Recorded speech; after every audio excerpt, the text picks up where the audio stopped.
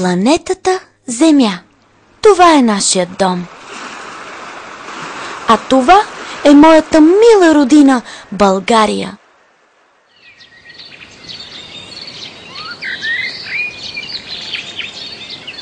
Тук ходим на планина и караме ски. През лятото сме на почивка и се къпем в морето. Градът, в който живеем и дишаме.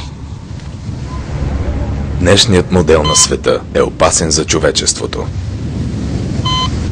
Утре светът ще бъде различен. Много по-различен от днес.